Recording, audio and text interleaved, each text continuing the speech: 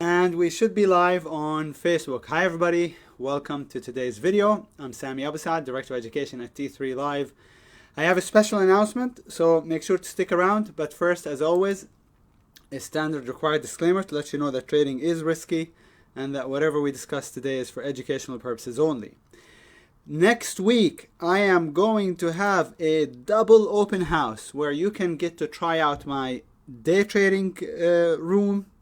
You can get to try my swing trading newsletter for free for 5 days in a row. Link is in the description. Okay, link is in the description.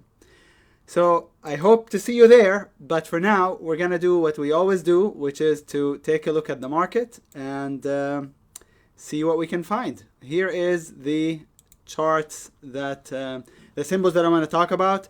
If you'd like to get the list, it's I copied and pasted it in the in the description of the video. So just it's right there below the video. So just make sure to copy it so you can follow along with me as I go over the charts. First, we're going to talk about the market.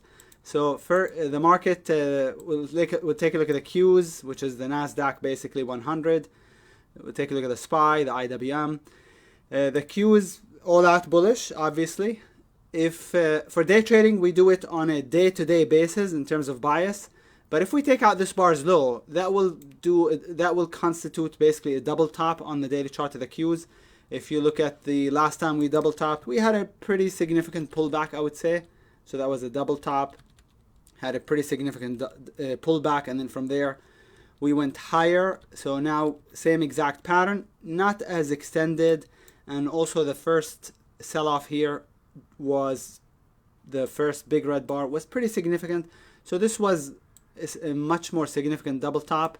Now we didn't have as much of a pullback right here, the three red bars, but if we take out 270.70 on the Qs, that will be bearish. More likely, it'll be more likely that we'll take out the bar's high, Friday's bar's high, which is 273.40. If we take it out, then continue to be bullish. Okay, that's it. It's pretty simple. Take out 273.40, continue to be bullish.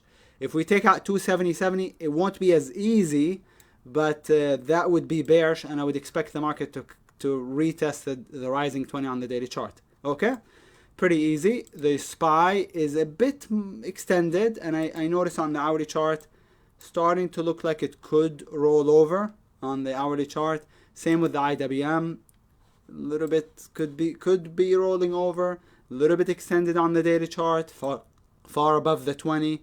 So we could see a pullback in the SPY or the IWM, but I always go with the Qs because it's dominated by the biggest 5 companies in the country.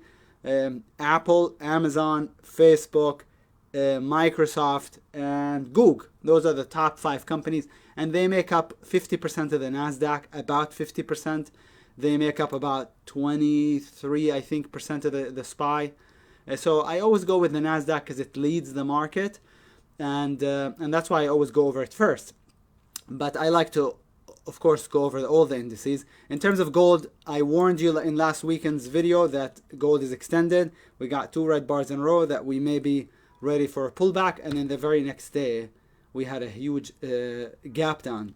I mean, this was really bearish, but gold has not ended the uptrend yet on the daily chart, so we'll wait to see a pivot before coming up with a bias one way or the other. Same with silver, of course.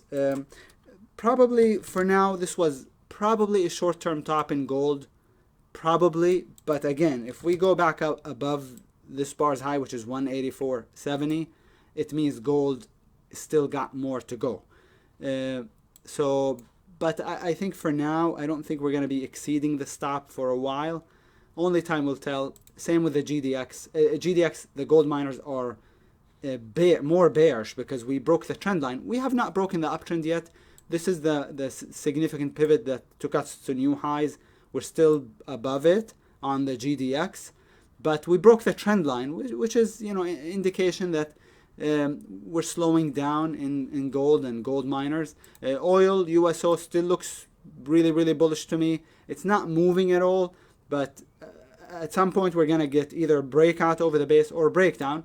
I'm expecting a breakout to 40 and then to $50 eventually. $40 would be the next target for me, but I'm expecting a pop in USO any day, really, any day.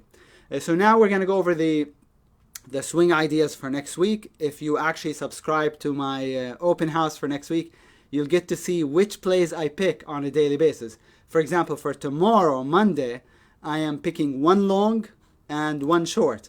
Out of these, I'm picking one short and one short play and one long play. So let's go over them. And if you find benefit to today's video, be sure to hit the like button. We'll start with the ARWR. ARWR is not a swing trade, it's more of a core trade. A core trade means it's a long-term trade. Check out the weekly chart. This is a multi-bar pullback to the rising 20 to support. I was in the ARWR and I trailed out under this big green bar's low. I played it, I don't remember the exact entry where I played it, and then as it got going, I went bar by bar. And then so that was the last bar. So bar by bar meaning I just kept raising my stop to under the last bar's low. So it kept holding, and then eventually it trailed me out right here. This red bar's high, it proved to be the top. So now that it pulled back a lot from 50 to 40 pretty much to 39.50, yeah. From actually $52 to 39, I am looking to get back in it if it triggers the weekly buy setup. That's a weekly buy setup that we see on ARWR. Monthly is also a buy setup. Deep pullback, but I'm willing to give it a try. So ARWR is definitely on a watch for tomorrow. AVEO looks pretty good as a breakout. So the entry for this would be over 485. Stop would be under 427. Target would be the 200, and then target 2 would be about $7, I would say, on the AVEO. Next on the list is the DRTT, and we have a breakout on the DRTT over the base, stop below it, target probably about $2, and then 230, I believe, 238. That would be target 2. DRTT is pretty thin, low volume, so be careful. The cannabis stocks are tough because most of them don't look that good. We can look at Tilray, CGC, Crohn, you name it, VFF. The best two are the HEXO and the ABC. So ABC or ACB. The best looking bullish cannabis stocks are HEO and ACB. ACB is a weekly buy setup. That's what's nice about it. HEXO is a weekly transition A breakout, and better yet, the daily 1, 2, 3. So if you like cannabis, those are the best two, ACB and HEXO. Okay, for right now, for next week, I think HEXO would be the one that's more ready to go, most ready to go. The entry for this would be over 83 cents. Stop either under 71 cents, which is the green bar's low, or under 75 cents as a 1, 2, 3 play on the daily chart. Okay, HEXO. Next on the list, actually that's the last one on the list, is SIGA, SIGA. It's a daily buy setup. Entry would be over 730.36. Stop would be under 696. Okay, now I wasn't going to look at these, all of them, but as I just wanted to show you that some of them look okay, but half of them, I mean, look at the CGC. It's pretty weak under the moving average. Tilray under the moving average. Crohn, by far the weakest, looks the worst by far. So I like it when I'm playing a stock in a very well-defined sector. For example, if we play technology, well, there's all kinds of subsectors or industries within, little industries within the technology sector. But when it comes to cannabis, there isn't. I mean, there's just a handful of stocks. And so I like all the stocks to be saying higher or all the stocks to be saying lower. So in the case of the cannabis stocks, which is what's going to keep me out of them probably, most of them say not ready, right? They're giving us the message that they're not ready yet to go higher, with the exception, I would say, of the HEXO and the ACB. So I'm not sure if the HEXO is going to produce follow-through, but it'll be interesting because it looks pretty good on the daily chart. Let's go ahead and take a look at the bearish list. We got APPS as a climactic sell setup. Up a lot. I mean, just look at this move up. Amazing. From March It was a $3 stock. Now it's a $24 stock. So amazing. The entry for this would be under Friday's low, which is the red bar's low, under $24. Stop would be over either $25.50, or more secure stop would be over $26.30. And target would be, this would be target 1, $21, $21.10, and target 2 would be about $19.30. So this is more of a climactic sell setup on the APPS. Look at that vertical move. I got a better climactic, in my opinion, than the APPS. It's the CVNA. CVNA is up 1,000% from the lows, off the lows, March 18th or 19th. From $22, it went to $225. That's $1,000% gain. So I like it short. It topped out on this bar, likely topped out. This was the biggest bar, biggest volume. That signals exhaustion.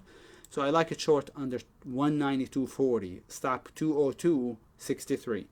The issue with this lower high entry, this is the top, this is the lower high, is it doesn't have a ton of room until it reaches the rising 20, which is usually my target. So that's the only issue with it. But hopefully it gets to the 20 MA on the daily and then gets to the 20 MA on the weekly, which is way down there at like 125 on the CVNA. So I like the CVNA actually more than the APPS. NLS is another climactic run up into resistance, and now NLS looks lower to me, under 13.50 or so. Okay, stop is over 14.50. Okay, target is about $12 on the NLS. Not a ton of reward to risk. RETA or RETA is a pharmaceutical, very wild stock, so you have to be careful, but it's a base breakdown. Notice the hourly chart. So under the base short, stop above it. Again, under the base, stop above it. If we were to look at a target area, we have to look at the monthly chart, and the target for it would be about $75. So from about 100 to 75. Okay. VAPO, I don't remember what this looks like. This is like the RETA. It had a breakdown gap, or a gap that broke the uptrend and is basing bearishly. So it's going to have an hourly base breakdown. Under the base, stop above it. Okay. On the VAPO, VAPO. W is another climactic stock that's pretty climactic. I honestly played it this day short, and so when it triggered right here, I played it, and the next day I took a stop. It wouldn't go. So does that mean it has kind of a double top right here? Short under 305, stop 320, maybe 320.40, 43, maybe. I'm not going to retry it, but it's a very interesting idea on W. Next on the list is Workhorse, which has a base breakdown. Just under the base, stop above it. I like how the 20 flattened out, and if it can start pointing down over the next couple days or so, I will play it too. For now, it's just a watch for me. Under the base, stop above it. Okay? So very short list. I'm picking just one short and one long, and they're both kind of more longer term trades than swing trades. This is also going to be a short video, I guess, because I am done. So don't forget, if you'd like to join me in the open house next week, all day, every day next week, link is in the description. You get to participate in the day trading room, but you also get to receive my swing trading newsletter. Okay? So link is in the description to register for that. It only takes like one click. But for now, I want to thank you for sticking around till the end. If you found benefit in today's video, I would really appreciate it if you show me some love and hit that like button. I'll see you next time. Thanks so much. Take care, everybody.